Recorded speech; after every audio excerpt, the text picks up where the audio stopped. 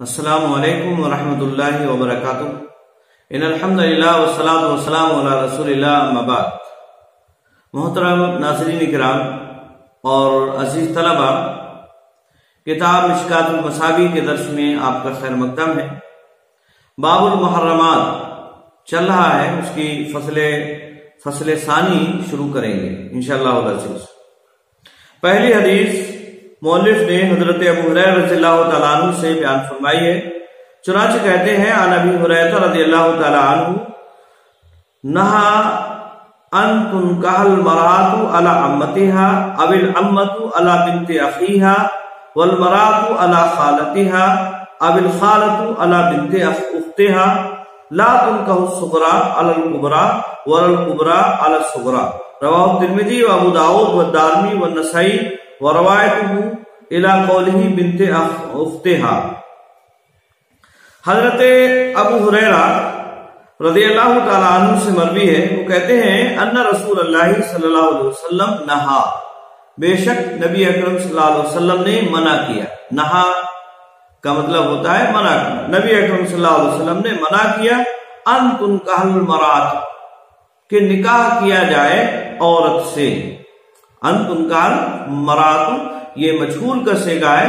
کہ نکاح کیا جائے عورت سے۔ المرأۃ عورت، یعنی عورت سے نکاح کیا جائے، اس بات سے آپ صلی اللہ علیہ وسلم نے منع کیا۔ علی عمتہا، اس کی پھوپھی پر، مطلب کیا ہے، اگر پھوپھی نکاح میں ہے تو اس کی بھتیجی سے نکاح کرنا، یہ منع آپ صلی اللہ علیہ وسلم کیا۔ او العمۃ علی بنت اخیہا، یا اسی طرح سے پھوپھی سے نکاح کرنے سے منع کیا آپ صلی اللہ علیہ وسلم نے علی بنت اخیہا، اس کی بھتیجی پر۔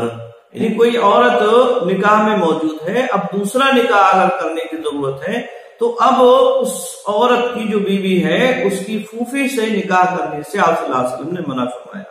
والمرأۃ علی خالتہا، اور اسی طرح سے عورت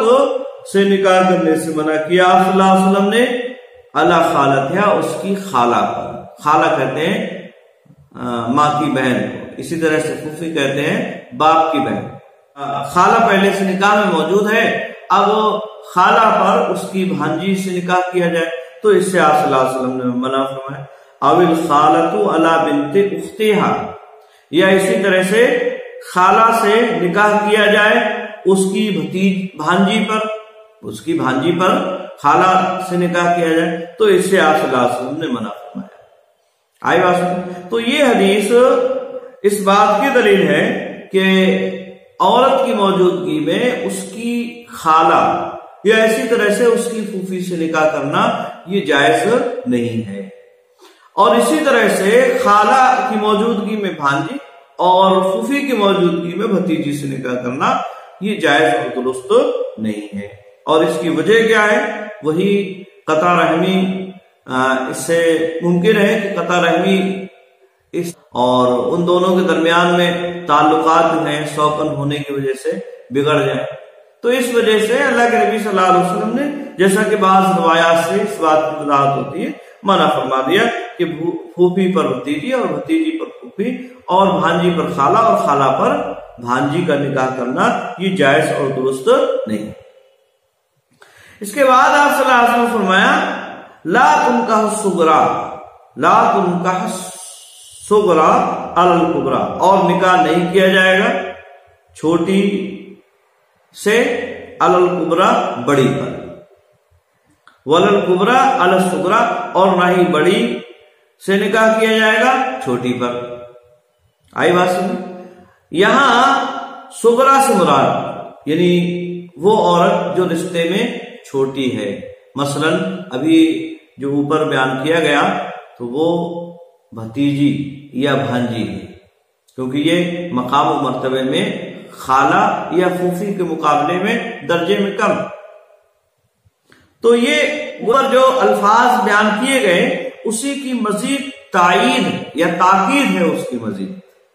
وہی بات وہی ہے، اور یہ الفاظ لا کر مزید تاکید اس کی جا رہی ہے کہ چھوٹی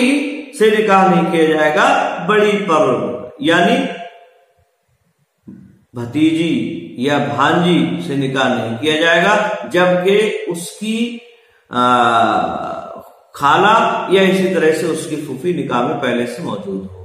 یا اس کے برعکس، یعنی خالہ یا پھوپھی سے نکاح نہیں کیا جائے گا جبکہ نکاح میں پہلے سے بھانجی یا بھتیجی موجود ہو۔ کہتے ہیں رواہ ترمذی، اس کے امام ترمذی روایت کیا ہے، وہ ابو داؤد اور امام ابو داؤد نے، دارمی نے، نسائی نے،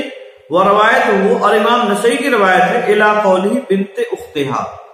یعنی نسائی کی جو روایت ہے وہ الا بنت اختہا تک ہے، اور اس میں یہ الفاظ جو ہیں لا تنکح الصغریٰ علی الکبریٰ، یہ نسائی میں الفاظ موجود نہیں ہیں۔ آئی بات سمجھ؟ تو یہ گویا کہ نسائی کی جو روایت ہے وہ مختصر ہے، اور یہاں جو دوسری حدیث کی کتابیں ہیں اس میں یہ روایت تھوڑا سا تفصیل کے ساتھ ہے، اور اس میں لا تنکح الصغریٰ علی الکبریٰ والکبریٰ علی الصغریٰ کی ذاتی ہے۔ جو اوپر والی، جو اوپر کے الفاظ ہیں اسی کی مزید تاکید ہے اور اس کی شرح ہے، ایک طرح سے اس کی وضاحت ہے ایک طرح سے۔ آئی بات سمجھ؟ تو یہ روایت پہلی اس فصل کی ہوئی۔ دوسری حدیث ہے وعن البراء بن عازب رضی اللہ تعالیٰ عنہ قال مر بی خالی ابو بردۃ بن نیار ومعه لواء فقلت این تذهب قال بعثني النبي صلی اللہ علیہ وسلم الى رجل تزوج امرأة ابيه آتيه براسه رواه الترمذی وابو داؤد وفي روایت له وللنسائی وابن ماجہ والدارمی فامرني ان اضرب عنقه وآخذ ماله وفي هذه الروایت قال امی بدل خالی۔ حضرت براء ابن عازب رضی اللہ تعالیٰ عنہ سے مروی ہے، وہ کہتے ہیں مرہ بھی خالی ابو بردہ ابن نیار، کہتے ہیں کہ میرے پاس سے میرے ماموں، خالی کا مطلب ماموں، میرے ماموں ابو بردہ بن نیار میرے پاس سے گزرے، ومعه لواء، اور ان کے ساتھ ایک جھنڈا، لیوا کہتے ہیں جھنڈے کو، اور یہ نبی اکرم صلی اللہ علیہ وسلم کا عطا کیا جھنڈا تھا،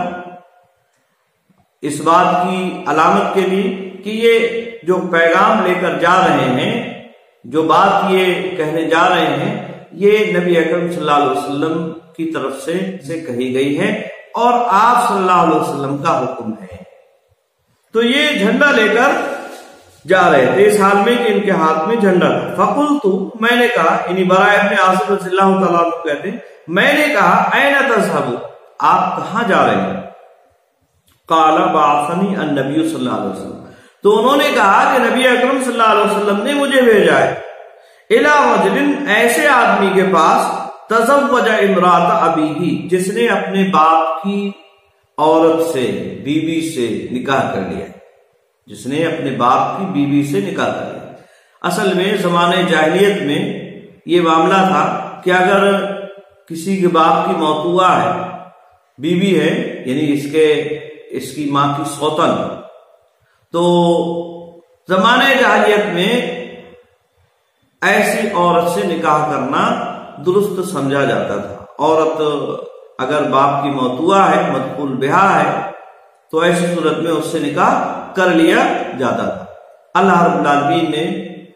باپ کی موت ہوا یا اس کی مدخول بہا سے نکاح کرنا منع فرما دیا کہ اس سے نکاح کرنا جائز اور درست نہیں ہے، کیونکہ وہ ماں کے درجے میں آ گئی، اگرچہ وہ حقیقی ماں نہیں،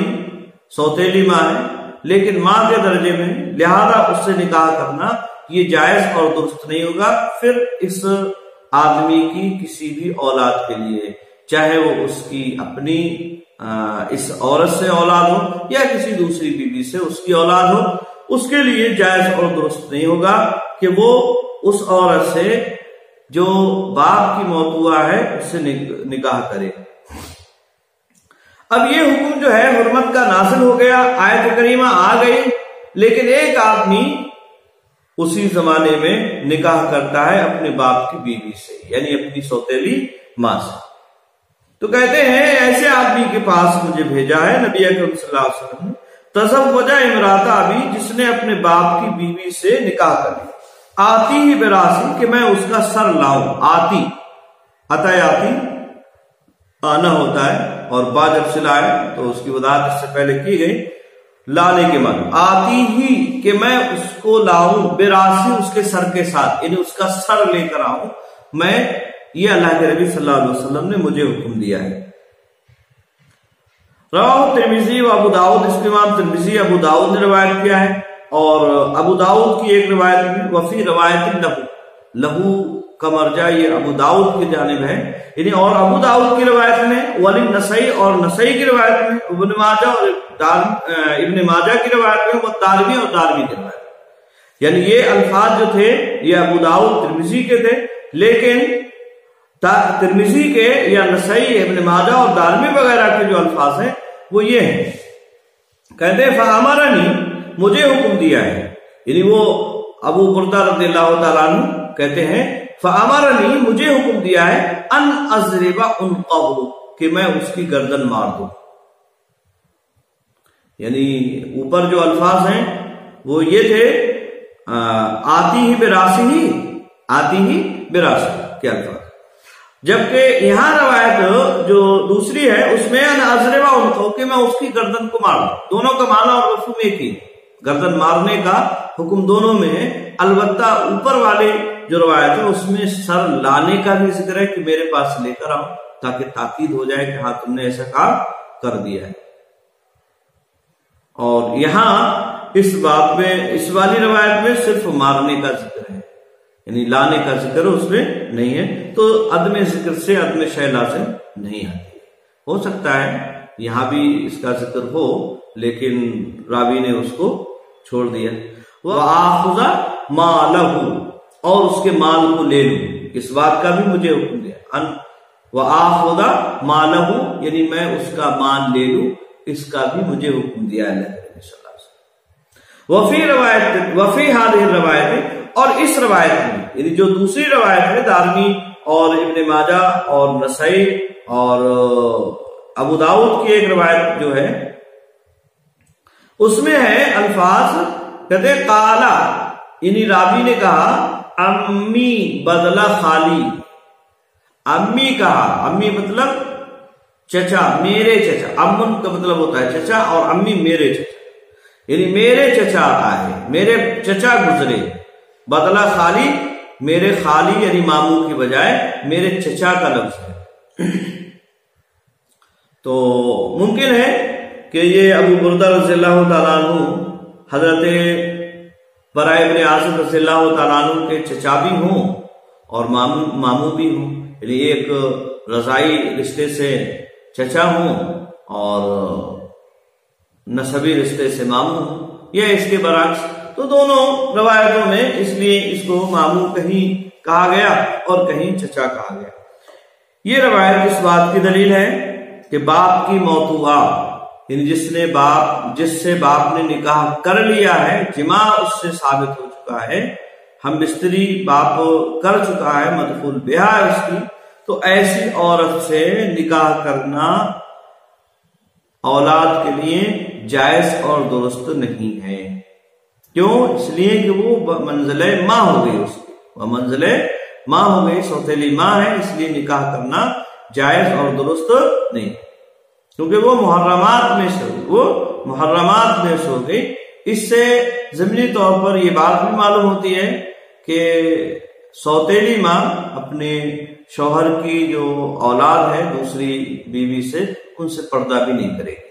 کیونکہ محرمات ہیں، یہ حرمت ان کے درمیان ثابت ہے، اس لیے وہ ان سے پردہ بھی نہیں کرے گی۔ یہاں اس آدمی کو قتل کرنے کا جو حکم دیا گیا اس کی وجہ کیا ہے؟ اس کے تعلق سے جمہور اہل علم، زیادہ تر اہل علم اس بات کے قائل ہیں کہ یہ آدمی شاید اس وجہ سے اسے قتل کرنے کا حکم نبی اکرم صلی اللہ علیہ وسلم نے دیا کہ وہ اس عمل کو جائز سمجھتا تھا اور شریعت کی مخالفت کلّا کر رہا تھا، جس کی بنیاد پر نبی اکرم صلی اللہ علیہ وسلم نے اسے قتل کرنے کا حکم دیا، کیونکہ ایسی صورت میں وہ مرتد ہو گیا، ارتداد کا وہ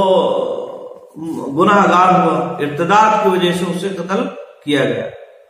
ہاں، تو یہ جو ہے اس کا معنی اور مفہوم اکثر اہل علم نے بیان فرمایا۔ اس کے بعد تیسری حدیث ہے وعن ام سلمہ رضی اللہ تعالی عنہ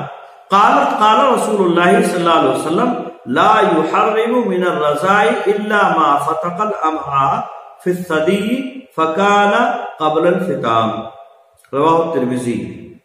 حضرت ام سلمہ رضی اللہ تعالی عنہ سے مروی ہے، وہ کہتے ہیں کہ رسول اللہ صلی اللہ علیہ وسلم نے ارشاد فرمایا لا يحرم من الرضاع، حرام نہیں کرتی ہے رضاعت سے، حرام نہیں کرتی ہے رضاعت سے۔ کیا حرام نہیں کرتی ہے؟ الا، اب اس کا فاعل ہے، الا ما فتق الامعاء، مگر وہ جو آنتوں کو چیر دے۔ فتقہ کا معنی ہوتا ہے چیرنا، اور چیرنے سے مراد یہ ہے کہ جس کی وجہ سے بھوک ختم ہو جائے۔ ما فتق الامعاء، جو آنتوں کو چیر دے، یعنی جس کی پینے اس کی وجہ سے بھوک ختم ہو جائے۔ فی الثدی،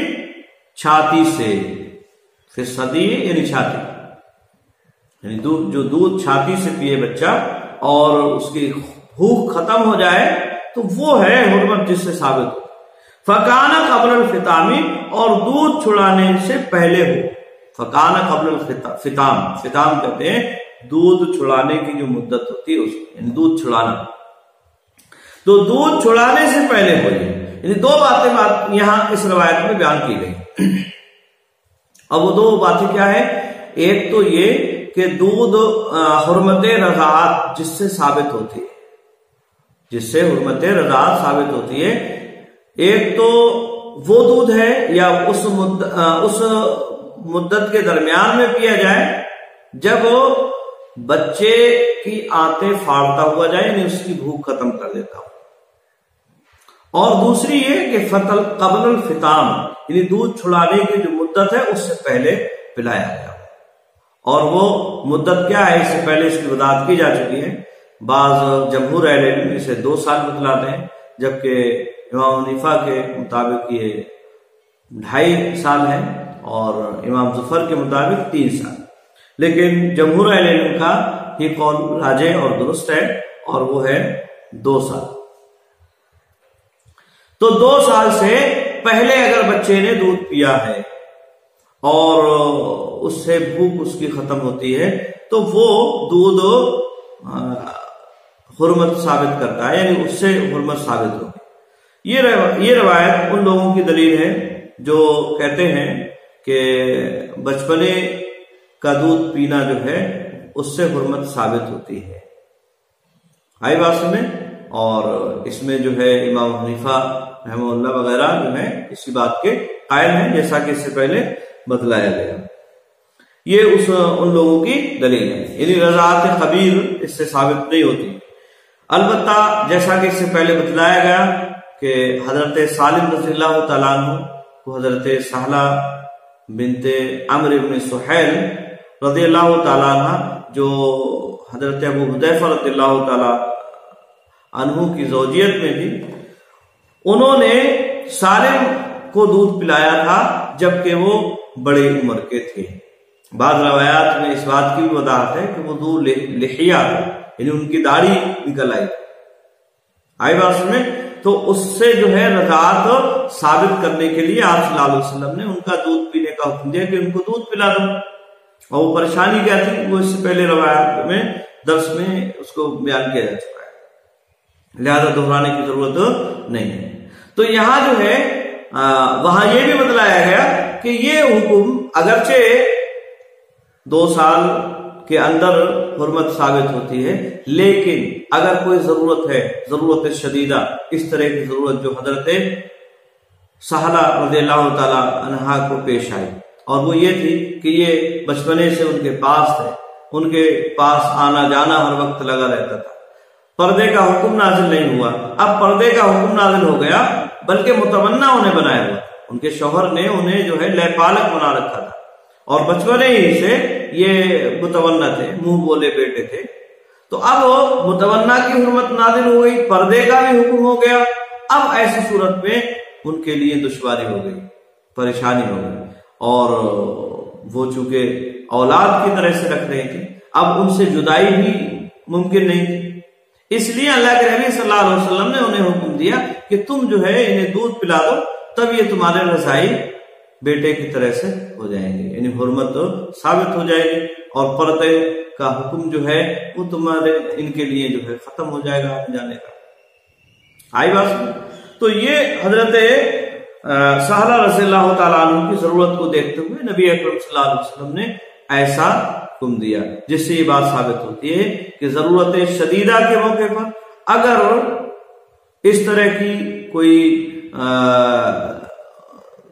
بڑی عمر میں بھی دودھ پلایا جائے تو اس کا جواز بہرحال موجود ہے، لیکن یاد رہے یہ ضرورت شدیدہ کے موقع پر ہے، ایسے ہی نہیں۔ آئی بات میں یہی بات درست ہے، کیونکہ احادیث میں اسی کی وضاحت اللہ کے نبی صلی اللہ علیہ وسلم نے کی ہے، اور جو اس کے خلاف ہیں، حدیث کا مذاق اڑاتے ہیں، وہ درست نہیں ہے، وہ نبی اکرم صلی اللہ علیہ وسلم کے اصحاب کی گویا کہ ایک طرح سے ٹھٹا اور مذاق کرنے والے۔ اسی طرح سے ایک دوسری حدیث ہے، وان حجاج ابن حجاج الاسلمی رضی اللہ تعالیٰ عنہ عن ابیہ انہ قال یا رسول اللہ ما یذهب عنی مذمۃ الرضاع فقال غرۃ عبد او امۃ، رواہ الترمذی وابو داؤد والنسائی والدارمی۔ حضرت حجاج ابن حجاج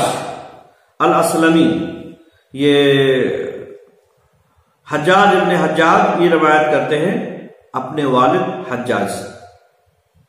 کہتے ہیں انہوں نے کہا انہو قال، انہوں نے کہا، یعنی حجاج نے الاسلمی جو ہیں دوسرے صحابی، ایک تو تابعی جو بیٹے ہیں اور دوسرے صحابی ہیں، تو صحابی نے کہا انہو قال کہ انہوں نے کہا یا رسول اللہ، اے اللہ کے رسول صلی اللہ علیہ وسلم، ما یذہب انی، اذہب یذہب اذہاب، ختم کرنا، زائل کرنا، یہ معنی ہو۔ ما یذہب انی، کون سی چیز ہے جو مجھ سے ختم کر دے گی، مذمۃ الرضاع، دودھ کے حق کو، مذمت کہتے ہیں میم کے فتح کے ساتھ حق، مذمۃ الرضاع یعنی اے حق الارضاع، یعنی جو دودھ پلانے کا حق ہے، کون سی ایسی چیز ہے جو اس سے مجھے آزاد کر دے گی، یعنی یہ زائل کر دے گی، مجھ سے حق گویا کہ ختم ہو جائے گا، میں اپنی رضائی ماں کا حق ادا کر دوں، کون سی ایسی چیز ہے؟ یا اس کا معنی یہ ہے حق کا ذات الرضاع، مذمہ جو ہے یہ زمام سے ہے، اور حق کے معنی میں یا حرمت کے معنی میں، یعنی کون سی ایسی چیز ہے جو دودھ کے حق کو ختم کر دے یا اس کی حرمت کو ختم کر دے۔ تو آپ صلی اللہ علیہ وسلم نے فرمایا، یعنی جو میری رضائی ماں ہے، انہوں نے میرا دودھ، میں نے ان کا دودھ پیا ہے، تو اس کی وجہ سے ان پر میرے اوپر کیا چیز لازم آتی ہے کہ میں ان کی کسی حد تک اس کی بھرپائی کروں، یہ اصل میں ان کے سوال کرنے کا مطلب ہے۔ تو آپ صلی اللہ علیہ وسلم نے فرمایا فقال غرۃ، غرہ کا مطلب غلام کو کہتے ہیں، عمدہ غلام، عمدہ غلام یعنی بہتر غلام، مملوک۔ تو فرمایا آپ صلی اللہ علیہ وسلم فقال غرۃ عبد، یعنی عمدہ غلام، ایک اچھا موٹا تازہ غلام یا لونڈی، تاکہ تم جو ہے اس کو دے دو، اور وہ تمہاری جس طرح سے تمہاری خدمت اس ماں نے کی ہے، دودھ پلایا ہے، ایسے ہی تمہاری خدمت جس طرح سے اس نے کی ہے، یہ غلام یا یہ لونڈی اس کی خدمت کرتا رہے، اس کی خدمت کرے،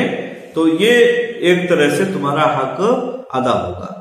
تو یہاں جو ہے یہ بدلے کی اصل میں بات ہے، حرمت کی بات نہیں ہے کہ اس سے حرمت ختم ہو گئی یا وہ نکاح وغیرہ جو ہے جائز ہے، ایسا نہیں ہے مسئلہ۔ یعنی حرمت جو حق ہے دودھ پلانے کا، وہ حق کسی حد تک ختم ہو جائے، ایسی کون سی چیز ہے، یہ اللہ کے نبی صلی اللہ علیہ وسلم نے سے انہوں نے پوچھا، نبی اکرم صلی اللہ علیہ وسلم سے یہ اصل میں سوال تھا۔ تو آپ صلی اللہ علیہ وسلم فرمایا کہ ایک غلام ہے، ایک لونڈی، دے دو اسے تاکہ وہ اس کی خدمت کرتی رہے، جس طرح سے اس نے تمہاری خدمت کی ہے، دودھ پلایا ہے بچپنے میں۔ تو یہ اصل میں اس حدیث سے معلوم ہو رہا ہے۔ اسی طرح سے ایک اور حدیث ہے عن ابی طفیل الغنوی رضی اللہ تعالیٰ عنہ قال كنت جالسا مع النبي صلی اللہ علیہ وسلم اذ اقبلت امرأة فوسط النبي صلی اللہ علیہ وسلم رداءه حتى قعدت عليه فلما ذهبت قیل هذه ارضعت النبي صلی اللہ علیہ وسلم، رواہ ابو داؤد۔ حضرت ابو طفیل رضی اللہ تعالیٰ عنہ سے مروی ہے، وہ کہتے ہیں کنت جالسا مع النبی صلی اللہ علیہ وسلم کہ میں نبی اکرم صلی اللہ علیہ وسلم کے پاس تھا، یعنی میں نبی اکرم صلی اللہ علیہ وسلم کے پاس بیٹھا ہوا تھا۔ اذ اقبلت امرأۃ کہ ایک عورت آئی، یعنی ایک عورت آئی، اور یہ عورت کون تھی اس کے تعلق سے روایات دوسری جو ہیں ان سے معلوم ہوتا ہے، یہ حضرت حلیمہ سعدیہ رضی اللہ تعالیٰ عنہ تھی، جن کا نبی اکرم صلی اللہ علیہ وسلم نے دودھ پیا تھا۔ تو ایک عورت آئی، فبسط النبی صلی اللہ علیہ وسلم رداءہ، نبی اکرم صلی اللہ علیہ وسلم نے اپنی چادر کو پھیلا دیا، یعنی اس عورت کے لیے نبی اکرم صلی اللہ علیہ وسلم نے اپنی چادر کو پھیلایا، حتی قعدت علیہ، یہاں تک کہ وہ چادر پر بیٹھ گئی، یعنی وہ آئی اور چادر پر بیٹھ گئی۔ اور یہ آپ صلی اللہ علیہ وسلم نے چادر ان کے لیے پھیلائی، یہ ان کی تعظیم میں، یا جب وہ آئے تو ان کی خوشی میں، یہ خوشی میں یا اسی طرح سے ان کی تعظیم میں، ادب میں آپ صلی اللہ علیہ وسلم نے یہ کام کیا تھا، یہاں تک کہ وہ آئی اور اس پر بیٹھ گئی۔ فلما ذہبت، اور جب وہ چلی گئی تو لوگوں کو تعجب ہوا کہ یہ ایک بوڑھی سی عورت آئی اور آپ صلی اللہ علیہ وسلم اس کے لیے چادر بچھا رہے ہیں، یہ کون ہے آخر؟ تو یہ لوگوں کو اس سے تعجب ہوا، آپس میں ایک دوسرے سے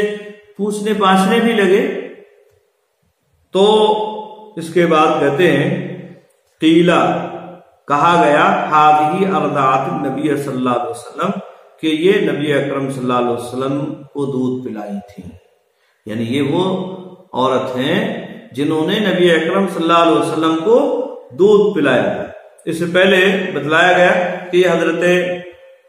حلیمہ سعدیہ رضی اللہ تعالیٰ عنہ تھی، جو حنین کے موقع پر آپ صلی اللہ علیہ وسلم کے پاس آئی تھی اور آپ صلی اللہ علیہ وسلم نے ان کے لیے چادر بچھائی تھی۔ آئی بات میں، تو یہ رضائی ماں کے ساتھ کس طرح کا برتاؤ آپ صلی اللہ علیہ وسلم نے کیا، اس کی وضاحت اس حدیث سے ہوتی ہے کہ ان کی عزت توقیر کی جائے، ان کے لیے ہر ممکن سہولت کو ان تک پہنچایا جائے۔ آئی بات میں، تو یہ چند احادیث آپ کے سامنے رکھی گئی۔ آج کے لیے بس اتنا ہی۔ السلام علیکم ورحمۃ اللہ وبرکاتہ۔